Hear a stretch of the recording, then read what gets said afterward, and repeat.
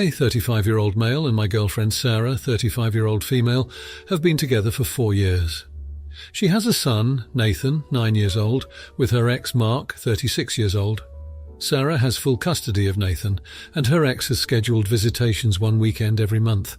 Sarah and Nathan moved in with me a little over a year and a half ago, and in my perspective, it was a little rocky at first. I've always been pretty protective of my space, so making room for 2 other people was difficult for me. When Sarah moved in with me, we agreed that the visitations for Mark would be held in our apartment as long as I'm home. The main reason I wanted this is because I don't know Mark that well, and I don't want him wandering around our apartment without me there. When we proposed this idea to Mark, he was fine with it. Now moving on to the real issue. 3 weeks ago marked 4 months since Mark's last visit, so I asked Sarah when he was planning on visiting Nathan. My girlfriend replied by shrugging her shoulders and telling me she'd ask. She never followed up on it. So a few days ago I asked when Mark's next visit was, and Sarah said she'd tell me when she knew. Nathan was in the living room but had apparently overheard us and shouted something along the lines of, "Dad was here last weekend, remember?" Sarah's face immediately dropped, and when I asked what Nathan meant, she wouldn't give me a direct answer. Eventually, she ended up telling me that for the past 2 visits, Mark had been to our apartment when I was working. When I accused her of going back on our agreement, she kept telling me this was her home too, and she could invite whoever she wanted, and that it was fine because she was here and watching. I told her that was besides the point, and she violated my trust. It blew up into a huge argument, which ended with me telling her to get out of my apartment. She packed up and left with Nathan. The last I heard, she was staying with her parents. I've gotten several messages from both Sarah and her parents calling me a jerk for kicking Sarah and Nathan out of their home for something so small. She's even been blasting me on Instagram and Facebook about how horrible I am to do this to her. It's got me thinking I might be the AH, but I'm not entirely sure yet. Am I the idiot? ETA. I can see why it's important, but the court order was instructed because of Mark having a criminal record. I'm not sure what it's for, as Sarah has never directly told me, and I didn't want to push her to tell me. ETA 2. Update posted to my account. Now for a few comments before the update. Comment 1. The rule about you supervising the dad and not thinking her supervision was good enough is kind of stupid. That was supposed to be her home too. You've been living together long enough that even if that rule seemed appropriate at the beginning, you should have relaxed it after 18 months. Living with a woman with a kid means co-parenting with the father will be a part of your life. However, she outright lied to you and put a child in the middle of that dishonesty. That is absolutely a reason to end a relationship. Lying about something she disagrees with, even though it's stupid, would lead me to wonder what else she lies about. Anyway, I think both of you were wrong. Everyone sucks here. Comment 2. Not the idiot. Not only did she broke the only rule you had for whatever reason, but she lied about it multiple times and seems never had intention to tell you until the kid revealed the truth. She had an issue with the single boundary you've set. She should have talked to you and renegotiated, but she didn't bother. And I'm sorry, but letting someone move in with you doesn't automatically make you and them 100% equal residents in a house you own, especially when it comes to conditions that were agreed on before the move. Comment 3. Everyone sucks here. She shouldn't have lied, and that's weird, but dude, you kicked them out like they were guests. You just said they've been living there for a year and a half. You kicked a child out of his home instantly on a whim for something he had nothing to do with. WTF. I hope at least you consider this a breakup and are done with them both in your life, because if you have any notion of treating this as a standard couples dispute that needs resolving after that. Now for the update. It's been a whirlwind couple of months since my last post, and I thought this community, which gave me so much perspective, deserved an update. After Sarah, Nathan and I had that huge fallout, things seemed like they couldn't get any worse. But life has a funny way of patching things up when you least expect it. I spent a lot of time reflecting on what happened, my part in it, Sarah's perspective, and most importantly, what Nathan must be going through. It dawned on me that the core of the issue wasn't about Mark's visits, but trust and communication between Sarah and me. I realized I'd let my insecurities cloud my judgment about what's best for Nathan, having a relationship with his dad. I reached out to Sarah and asked if we could talk, not to rehash old arguments, but to understand each other and reconcile if possible. We met at a local cafe and the conversation was tense at first. I listened a lot. She shared that her defense of Mark's visits was rooted in fear of Nathan losing his connection with his father, and fear of confronting me. I apologized for not being more empathetic towards her position and Nathan's needs. Over the next couple of weeks, we slowly started rebuilding our trust. We also agreed to go to couples therapy to work through our issues with a professional's help. It was tough but transformative. We learned to communicate better and set boundaries that we both felt comfortable with. As for Mark, I reached out to him too. It was probably the hardest thing I've ever done. We met up, just the two of us. I told him I wanted Nathan to have his father in his life and that I was sorry for letting things get so out of hand. To my surprise, Mark was understanding. He admitted that he should have respected our initial agreement and reassured me that he didn't want to replace me in Nathan's life. We've since established a visitation schedule that doesn't exclude me, but also doesn't require my presence every time. Sarah, Nathan and I are back living together. It's not perfect, but it's home, and it's peaceful. Nathan has been happier too, now that he's seeing his dad regularly without the tension. Most importantly, Sarah and I are a team again. We've promised to tackle problems together, rather than let them drive a wedge between us. It took this crisis to make us realize how much we needed to grow as partners and as a family. I'm grateful for the tough lessons learned and for the second chance to make things right. Thank you to everyone here who offered their advice and helped me see things from a different angle. It truly made a difference. Now, for the comments. Comment 1, not the idiot. It's commendable that the narrator has taken a reflective approach to the fallout with Sarah and Nathan. Recognizing that trust and communication were at the heart of the issue shows a level of maturity and self-awareness that is essential in any healthy relationship. Reaching out to Sarah to reconcile, and the resulting conversation demonstrates a willingness to be vulnerable and to listen, both of which are key components of repairing a damaged relationship. Furthermore, the decision to engage in couples therapy is a proactive step toward ensuring that both parties have the tools and support needed to rebuild trust and improve their communication patterns. The narrator's decision to apologize to Nathan's father, Mark, is another positive action. Not only does it show respect for the role Mark plays in Nathan's life, but it also acknowledges that the narrator's behavior had a wider impact than just on their immediate relationship with Sarah and Nathan. Establishing a visitation schedule that respects everyone's needs and boundaries is a thoughtful resolution to what could have been a contentious issue. Living together again and committing to tackling problems as a team is a hopeful outcome. Comment 2. No idiots here. The story presented indicates that all parties involved experienced a breakdown in trust and communication, which is a common issue in many relationships. The narrator's introspection and subsequent actions to address and resolve these issues are not only responsible but necessary for healing. By reaching out to reconcile with Sarah, the narrator is taking the first step toward mending their relationship, and the tense conversation that follows is a natural part of the healing process. Sharing fears and apologies is not easy, and doing so is a sign of strength and commitment to the relationship. Opting for couples therapy is a wise decision. It provides a structured environment for both Sarah and the narrator to work through their issues with the guidance of a professional.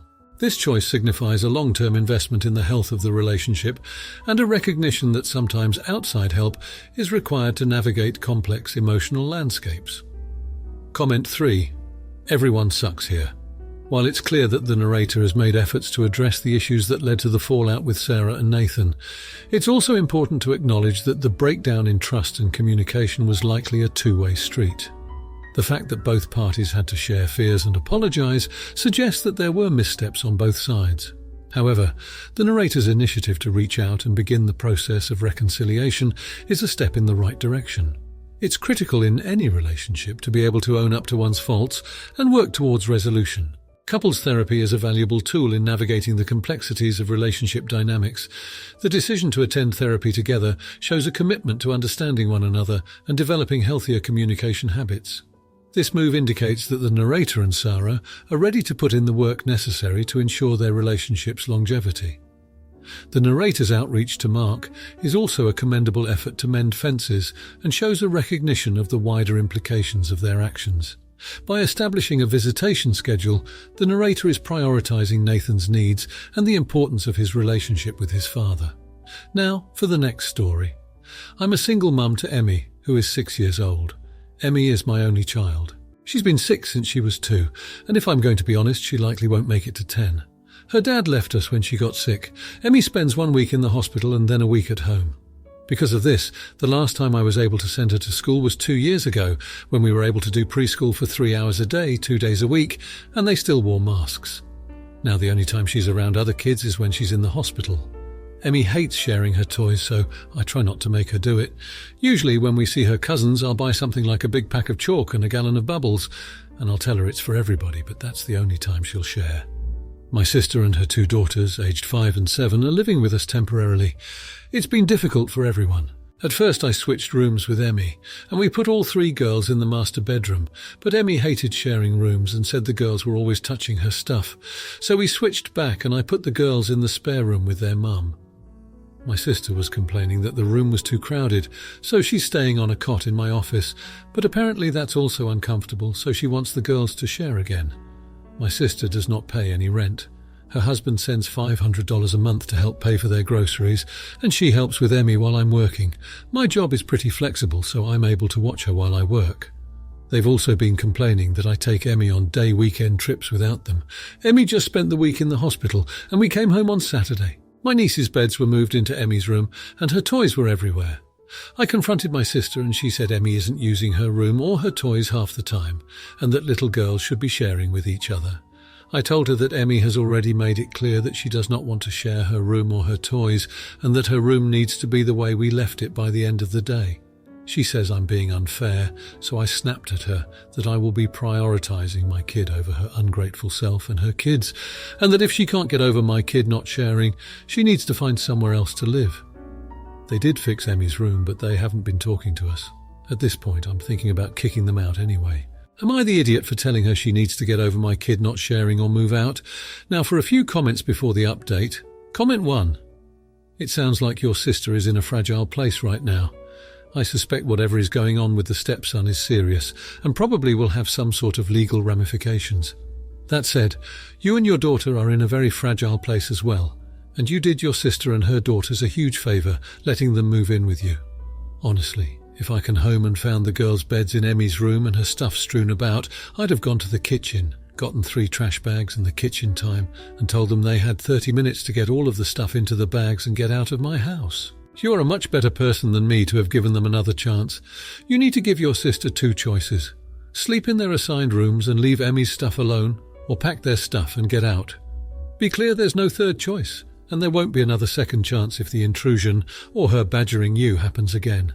Comment 2. No idiots here. I'm sure I'm going to be downvoted to oblivion on this one. Both of you are prioritising your own kids in a hard time. Your daughter is sick, very sorry you're both going through this, but it doesn't seem that your sister is in a great place either. The kids are being moved around and both of you are trying to make the best situation of what's going on. Your nieces aren't in a good place either. It must not be easy to know there is a room full of toys that they can't touch for days on end. You are trying to make it as easy as possible for Emmy. This is temporary, and I think you and your sis need to talk about what's the best course of action for the short remainder. Comment 3. I confronted my sister, and she said Emmy isn't using her room or her toys half the time. The fact that you didn't throw everything out on the front lawn the moment she said this speaks volumes of your character. You are a better person than I am, not the idiot. Normally I would say kids need to share and letting them have their way is setting them up for failure, but this isn't a typical situation. Emmy has possibly 4 hours left to live her life that hasn't begun. Typical rules child raising just doesn't apply. If your sister is unhappy with the accommodations, then she needs to find new accommodations. I'm so sorry for your daughter. Now for the update, I am at my wit's end. It's been a month since my last post, and things in my household have spiraled into chaos. Emmy has been having a tougher time than usual. We found out her condition has worsened, and we've been in and out of the hospital more frequently. The stress of it all has made the dynamic at home even more strained. In an especially low moment, my sister accused me of neglecting her and her daughters because I've been so preoccupied with Emmy's health. She said some unforgivable things about Emmy being a burden, and it tore me apart. I snapped and told her she needed to leave. It felt impossible to come back from that. Since then, they've been staying with a friend, and the silence in the house is deafening. Emmy keeps asking for her cousins, but whenever she does, it's like a knife to the heart. I know this situation isn't good for her either emotionally, but the real bombshell dropped last week. I found out my sister has been taking money from my emergency fund, the one I've been building for Emmy's medical expenses. I still don't know how much she took. She had access because at one point I trusted her to run errands and buy groceries when I couldn't. The betrayal is indescribable. I feel like I can't trust anyone. The fallout from our fight didn't stop there. She spread some vile rumours about me to our family, painting herself as the victim. Now I've got relatives blowing up my phone, demanding I apologise and take her back. They don't understand the whole story, nor do they see the day-to-day struggles I go through with Emmy. To top it all off, Emmy's favourite toy, the one I bought specifically for her to have something special just to herself, has gone missing. I suspect it was one of her cousins in a misguided attempt to share. Despite everything, Emmy has been inconsolable, crying herself to sleep for nights on end. It's one more thing I have to deal with, one more heartache, and I just don't know how much more I can take.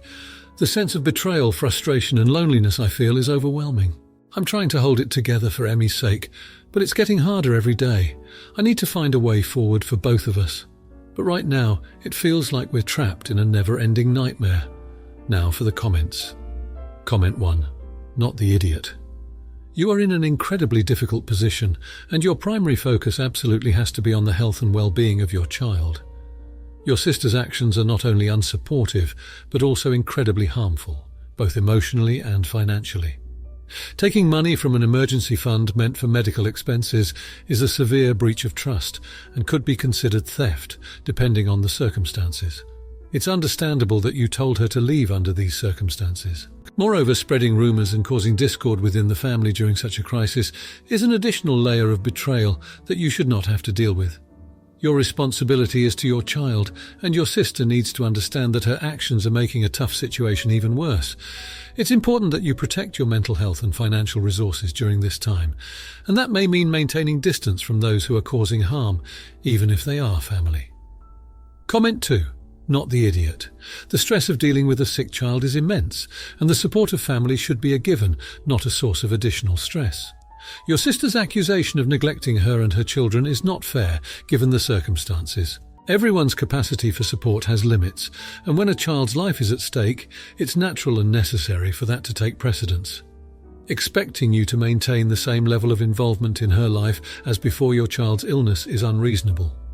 Furthermore, her spreading rumours is an attempt to manipulate the family's perception of the situation and garner sympathy for herself, potentially isolating you when you need support the most. It's important for your family to have a clear understanding of the situation, and your sister's actions are preventing that. Standing up for yourself and your child in this situation is not just appropriate, it's essential. It's also critical for you to secure your financial resources and ensure that no further theft occurs, which may involve legal action to protect your emergency fund. Comment 3. Not the idiot. Your child's health crisis is a moment where compassion and understanding from family should be unconditional. Your sister's behaviour is not only unsupportive, but detrimental to the situation. The loss of your child's favourite toy might seem small in comparison to the financial and emotional betrayal, but it's a significant issue as it directly affects your child's comfort and emotional state. In times of illness, especially for children, familiar items can be a huge source of solace and stability. The fact that this has also been compromised suggests a lack of empathy and consideration for what your child is going through.